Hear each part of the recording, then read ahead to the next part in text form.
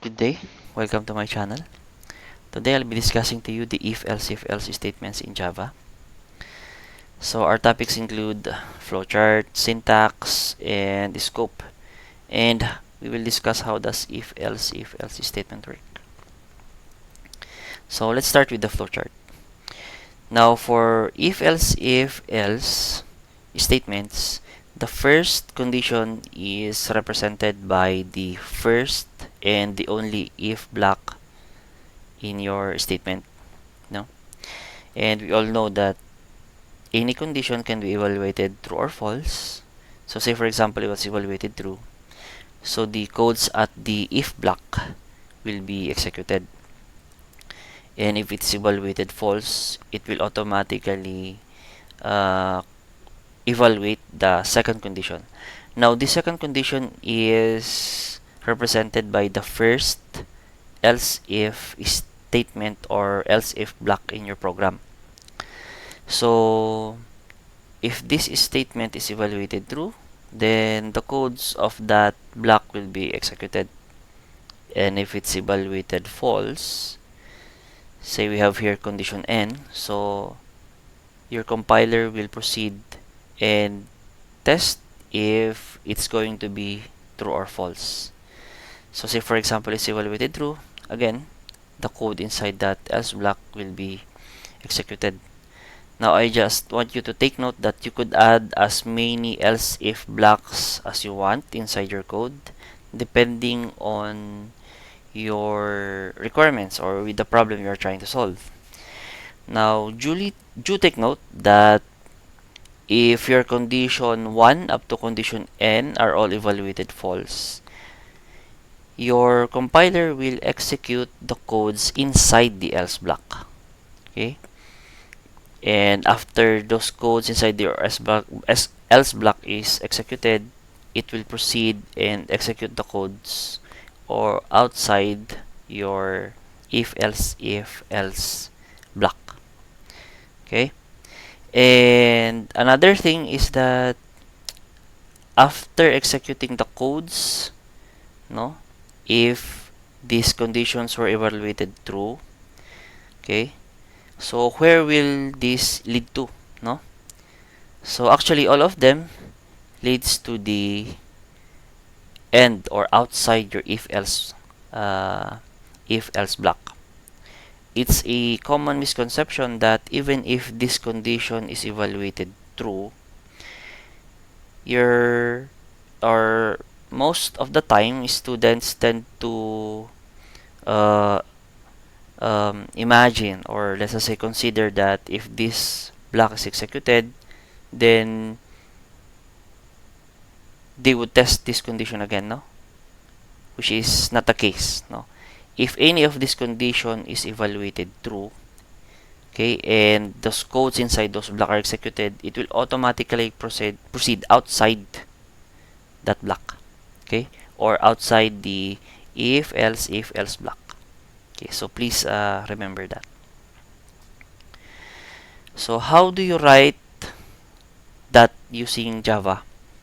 So remember that the keywords if, else, else are all written in lowercase, and all of your condition except for the else are written inside the open and close parentheses. And as I have told you in my previous videos, that it is always a good practice to include the open and close curly braces, even if you plan to include single statements, okay, in your program, because you'll never know, no? So maybe later you'll need to add additional codes inside your if block, and having these curly braces early on will be an advantage, and for you to avoid erroneous outputs later, no? Just in case you'll add more statements, okay, based on the problem you're trying to solve. And those curly braces actually define again yung scope. Okay? So that's the scope for your if block, and for your else if block, same, no? Until the else statement. Okay? So always remember, if this condition is evaluated true, it will no longer, or Java will no longer consider evaluating the rest of the condition until the else statement. It will automatically move out your if-elseif-else block. No? So please remember that. And then, how do you define again the scope without the curly braces? Please do note that the scope of the if, else if, and else block without the curly braces is the first statement after the if, else if, and else statements or keywords. Okay, so right there, those are the only statements included. No, you'll have unexpected results if you include more than one statement. Say for example, you'll include it here in the middle. Okay, that's why it's really a good practice to automatically include those curly braces early on. Okay, because most of the time you'll need more than one statement inside each block.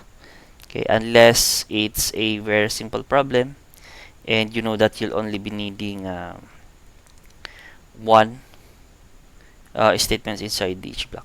Okay, and always remember to consider also planning ahead for the rest of your codes. No, so basically that's how you determine the scope for the if-elseif-else statement.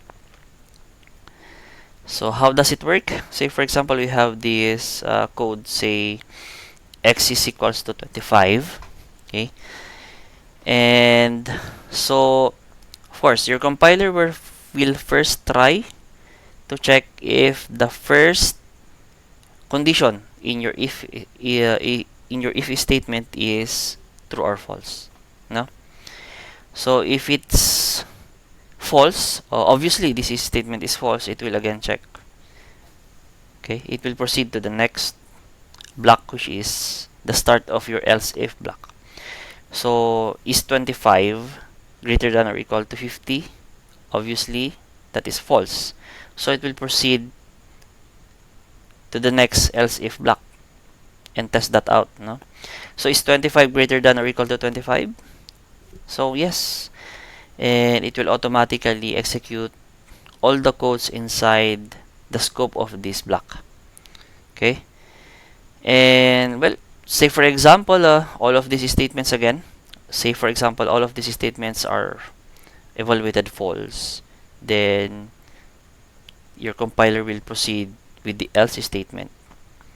And remember, again I repeat, any of these, if any of these statements are evaluated, okay, the codes inside that block will be executed and then automatically move outside the if-else-if-else block. Okay, now one last point, actually guys, it will still work. Okay, this code will still work even without the else statement. No, but you will only do that if you really intend that there is no other option but these statements written here. Okay, so if that's the case, you can omit the else, and I think this will work well. It will not have an error. Okay, but actually it is really good to include the else block because it's like a default. Say if all of these conditions are false, there's probably something that is